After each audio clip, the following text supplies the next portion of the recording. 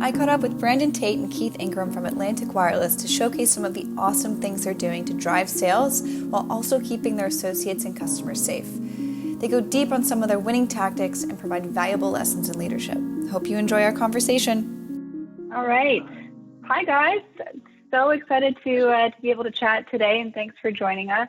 Anyone who's listening, we have Grandmaster B, Brandon Tate on the call with us today, and Keith Ingram. Keith, we got to find you a new nickname. I'm Robin to Brandon's Batman. I got one. It's going to be K-Tron because he transforms when he hits the microphone. You know what I'm saying? K-Tron. These guys are calling in today from Atlantic Wireless. Where are you guys calling from? I'm here in Toronto, Ontario. Where are you both located today? Greenville also today, but we have 11 stores, so I could be anyone any day. So yeah. And how are you guys doing? I mean, we have this annoyance. I mean, I don't want to give it more credit than that annoyance of COVID-19, and I just want to check in and see how you guys are doing. How's your community dealing with everything? Is everyone, as safe as possible? What's the latest there? It's been pretty interesting. As far as our company is concerned, it's really been a moment for our culture to shine. Sometimes people say things, but their actions don't line up. And our morale is at an all-time high for our organization, really because, we're living into the mission and vision and values of our company. Our mission is we go beyond the call, and our people are doing that every day. So, we want to make sure that they're safe, our customers are safe, and that we're serving their needs. And we see that happening. We're pretty excited about it. In East North Carolina is a pretty rural area. We've not been impacted as a lot of those hotspots have been, but there's a lot of, I would say, concern, unknown, and so it's just an opportunity to really shed some light and some salt on people in a time of uneasiness. So. I'm glad to hear you guys are doing well, and instances like this give people an opportunity to rise to the occasion. And I'd love to hear a bit more just about how the team as a whole is doing that. I mean, Keith, I know you're spending a lot of time on the front line in store. So, if you've got any cool stories about how your team is stepping up and really playing their part and making sure that all of this is a cohesive working effort, that would be awesome. I can't be more proud of the team that I'm serving right now, but the teams that I'm serving right now. When it comes to this, like you said, it is a big issue, but our teams are coming together like a family. We embody our core values, which is fun, integrity, respectful, and relentless. I see it every day. I mean, our teams are happy to be out here serving our communities and showing customers why we're essential and why we're working the best we can to keep them connected with their friends, their family, and their businesses. That's great to hear. And I mean, just in terms of staying connected, I know you guys have, you're very innovative, which I love about you guys, very curious. How are some of the different ways that you are, keeping people connected, whether it's, with your team or with your customers, if you've got any insight on what the general reception has been to some of, your efforts, would love to hear a bit about that relationship between your reps and the people that you're serving. We use of course, Statflo is helping us with that. We stay in contact with our customers via the chats, and actually we use our own language when we're doing this. That means we communicate with our customers like we would if they're coming into the store. So if I know you, Jack, hey, what's up, Jack? How are you doing? And we keep that message we keep it fluent that way, but we want them to know that we care. So we see that every day when we actually send in the chats to our customers. And it's helping us with the new initiatives that we did, such as curbside service and also delivery. So we can let our customers know what we're doing and set up appointments that way.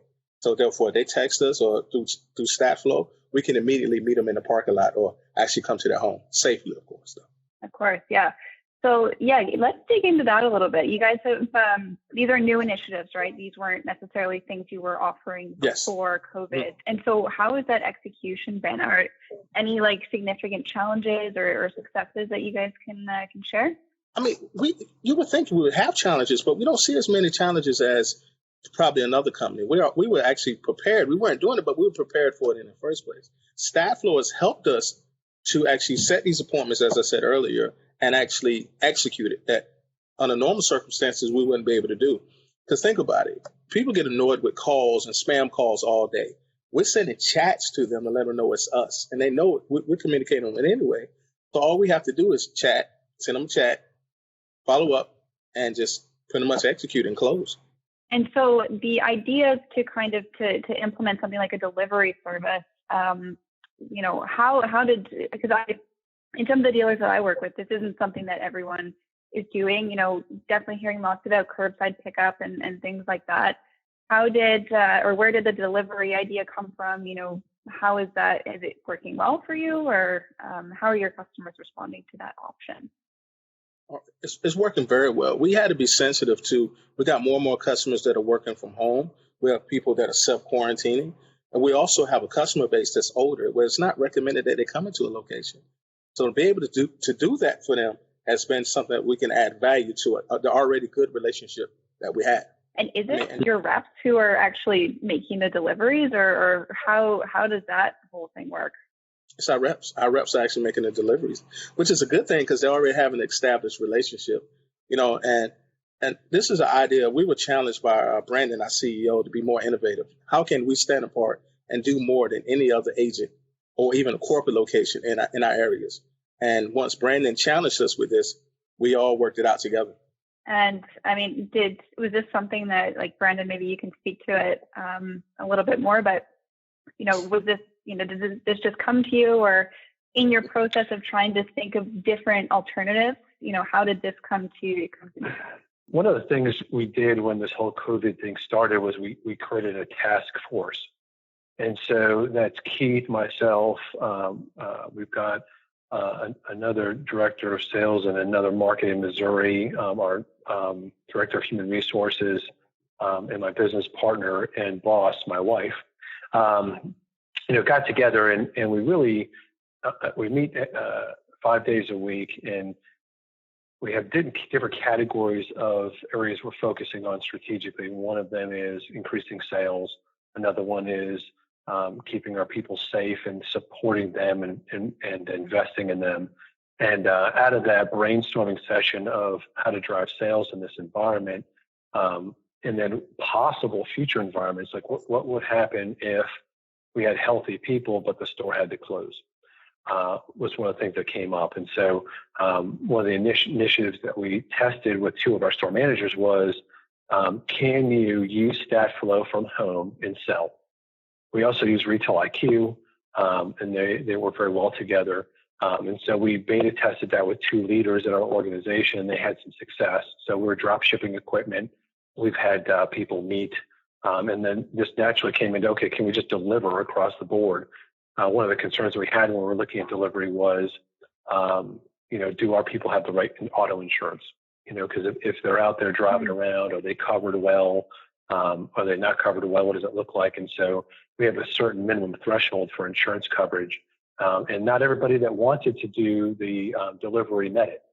So the first thing we do is say, hey, do you want to deliver? Because it's an opportunity for you. And so we didn't make it mandatory. We asked for volunteers, and we got a lot of them, about 80% of our team. And really? Then we said, okay, well, you got to have these minimum insurance coverages. And so we audited that. And some people had it, some people didn't, and they actually upgraded their insurance to qualify for the program. The next thing we did was actually took pictures of people when we were doing home delivery and stuck it up in our Slack channel to celebrate that. That was pretty like cool. Like the customers?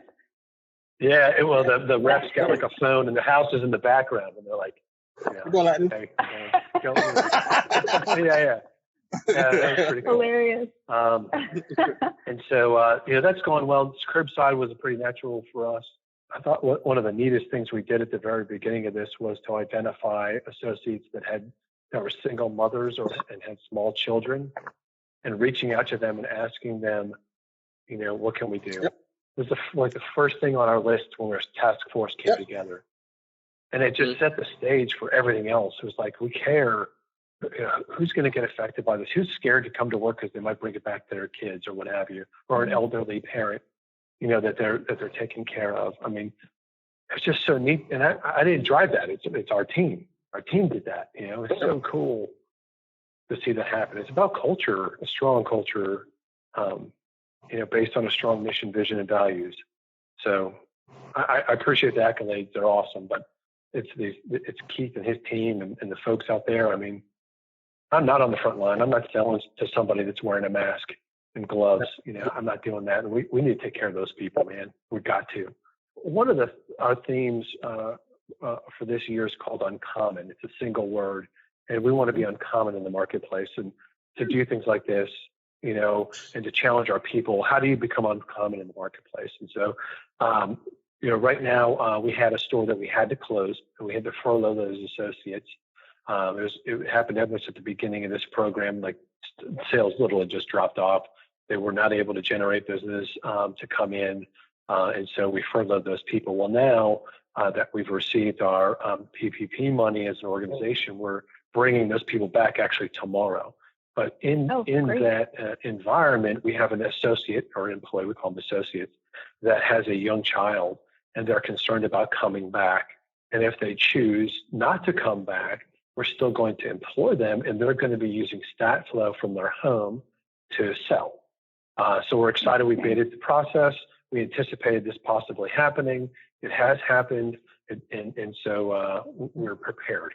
So pretty excited. Exactly. I also want to add, because we closed this store down for temporarily, but thanks to Statflo, we was able to move that customer base to another store, and we still can serve that community. Yeah, absolutely. I mean, in light of this whole work from home, like I can work from home and it's no problem. Right. But the question that I've just been so impressed, or the theme is that how can retail workers who work in retail stores work from home? And I'm so thrilled to see that Statflo has been able to be multifunctional and allow your team to stay connected with customers. I don't know about you guys, but I spend like all day on my phone, and so I'm chatting with my family, my friends, like every single day, and I would lose my sanity if I didn't have the ability to do that. So it's just so fantastic to hear about some of the rallying stories, the innovation, the uncommon theme that you guys are just, nailing right in the head. It also helps that we got a boss that's like a innovation/analytics genius. Now he's being humble right now, but if Brandon tells us there's a market, Brandon's like, there's a market on the moon, we need to be there. All right, we're on it. So thank you. For one of the other applications that we do, this is really pretty cool. So one of the things that we're concerned about is that, if you look at historical sales data and historical prospecting, you might as well just throw that out the window in the last 45 days, right? Because it's different. It's completely changed. And so what we were able to do was we've been monitoring Statflo activity, the texting and the calling of when they take place, how long those calls last, and then the frequency of the texting. And then we've been able to take that information, and then we take sales data over the same time frame, and we assign a time allotment to each one of the sales transactions. We do the same with customer service and with bill payments. And basically, we can do that by store by using Statflo data and our sales data from RQ. And when we did that, we're able to look at what is an optimal schedule for a store. So not only how many people do we need to have in the store, but also, when should they take lunches? We also, how many need to open? How many need to close? And we can see all that information. We've been playing with that for over a year, and it's really helped us out. But what it has also done is we're running date frames like before it would be whole months. Well, now we're doing it a week or two, and historically, so we can see as we go through this COVID situation, are we staffed in an optimal fashion for our customers and for the prospecting that we want done? Pretty awesome. And so that's allowed us to really flag stores that we might have a concern on, that we might need to give some more management attention to help with that team there. So that's been really pretty cool. Yeah, I was thinking of you guys just even before we had this chat, and shaking my head because you were so ahead of the curve with this idea and merging these two data sets together to find something to help optimize the business. Like I mean, I remember when you contacted me about it, I was like, what is he doing over there? And so it's really cool to see how this is breaking stuff. No. So how long has this actually been effective or in effect for you guys? I mean, obviously as things sort of start to maybe go back to normal, I'm assuming this is something that you'd like to keep, in terms of how you staff the stores, how your business continues to, be innovative and cutting edge, or is this just a COVID kind of thing that you want to employ? No, I mean, this is we actually were using this process before, as you know, because you've been sending me some of this data, right? Yeah. Trying to figure out what that looks like. Before we had Statflo, we had our own CRM system, but it was built on the honor system. And so what we would do in the past is that if you made a phone call or sent a text message, you sold a SKU out in Retail IQ at the end of the day, and we would capture that data. But what's cool about the Statflo information is it's got a timestamp and a duration. So we know when that text message took place. We know when that call took place and how long it was. That's for us the granulation that we needed to say, okay, how many people on a Monday do I need in this store? Because in the last 4 Mondays between 10 and 11 a.m., we did this many text messages, this many calls, this much sales, this much customer service, et cetera. And then what we did was this is kind of interesting. So I'm talking more about, do I have the right number of people in a store? The next part of that equation is, are they productive? Okay. And so our compensation structure is based on productivity. We use the equation for miles per hour, basically distance and over time. So it's the equation for power. And what we do is and it's a whole other conversation, but basically the more you sell per hour, the more money you make when you work with us, which is pretty cool. But what we weren't measuring very well, we were measuring but not well, and that is the productivity of prospecting. Yeah. Think about that, right? And so we were able to write an algorithm that took the Statflo data, the sales data, customer service, the bill payments, et cetera. And this algorithm takes all that information and then looks at how much somebody has worked and then tells us for the prospecting and sales and such the unproductive time that they had. Now, what's important about that is it's an opportunity. So if we're able to go to somebody that may have high numbers for texting and calls, but they're not necessarily effective with it, we want to know who that person is so we can go work with them. And so out of that came an equation, which is return on investment for activity. So think about this. Right.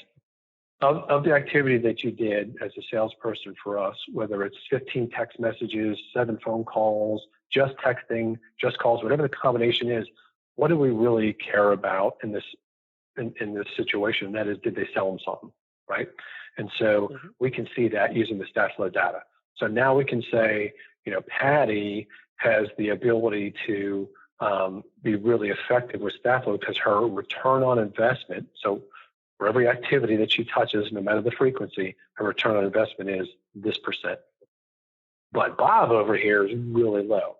So we can see before Bob gets really frustrated and basically wants to quit, we can identify Bob and say, okay, Bob, we can tell that for your texting and your calls, you've not been super successful. Let's go in and look at the toggle timeline for your texts. And when we look at his toggle timeline, we don't see a sales pitch. We don't see a referral ask. We don't see a mention about the new plans. We don't see a curbside or delivery service suggestion. We don't see an add-a-line for bring your own device. And then we realize that he's just sending a text, right?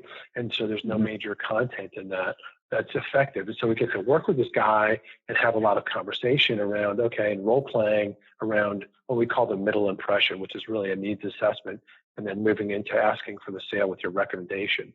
And so it's been really, really cool because there are people that probably wouldn't make it within our organization that left. That's my son, Kennedy. There are people in our organization, and that's real, right? There are people in our organization that might have left frustrated because their leader didn't know that they needed to really work with them on the ability to prospect well in this productive prospecting concept. I know I'm talking a lot. No. Did I answer your question? Very, very interesting. Hello. And my dog. The whole gang. I'm in a room alone. Yeah. That's Tamara. She's the boss. She fired me last week, but she had to. Noted. Should we get her on the call? Maybe she'll have some more insight. No, but yeah, that's like amazing insight, and I to date I did not know exactly how you were utilizing this information, so that's really really cool to hear, and I'm so glad that it's working out and it's effective. Now maybe we could dig in a little bit on how you guys are working with those reps who you suspect they might be a little frustrated based on the quality of their output. How are you seeing any increase in frustration during this period? Obviously this is so strange, and some emotions can be running high. What's that kind of working like? Actually, and that's where I come in. One, say if I see an associate that is they're not being productive when it comes to a Statflo, that's when I sit down with the leader and go first. I work with the leader, say, what are you seeing? And they go through and say, well, you know what, I'm not seeing what Brandon mentioned earlier about sales questions. They're just trying, hey, I just want to check in. We see they're not trying to get the customer in the store. And once we set a plan for that day, I follow up the next day. And I check the messages in real time every single day. Usually I message you before I can't see this person's chats because I literally look at it. I have a reminder set every 30 minutes. I'm in the field. I'm always working, but I'm always looking at those that are challenged or they're not as productive. I constantly look at their chats to see any improvement or anything I can help them with. I then get on a format like what we're using now, like Blue Jeans or Zoom, and I zoom into the associate and I coach them along with their leader. Say, so this is what we're seeing. Sometimes I do screen share. I said, this is what we're seeing. This is what we should look at for the next messages. And then they'll come back to me. Oh man, yeah, you're right. I changed it up. Now I got this appointment coming in today, and they're super excited because of this. So that's how Statflo is I'm able to literally coach in the field, in the moment, prospect in real time. That's something I couldn't do before. It literally made my job easier. Well, that makes me extremely happy to hear. That's the exact function that we want, managers to take and be able to improve their sales force. Minimize turnover, improve their people long term. Yes. So that's awesome to hear. Because traffic is not what it used to be. You have to generate your own traffic nowadays. You can't wait for a door to swing anymore. And we're saturated. We're in a switcher market. Customers would jump over to whatever company's offering the next iPhone or Samsung device cheaper. They're going to jump around because someone's going to pay them off. Yeah. And if we don't stay in touch with that customer, we could easily lose them to the competition. Yeah. And, customer life cycle and, establishing that professional relationship with your customers, yes, I think is so underrated in today's world. And so I just, from quick snippets that I've seen of your account, your customers love you guys. You do a great job with customer service, and that's why they keep coming back. So that's, keep doing what you're doing, clearly.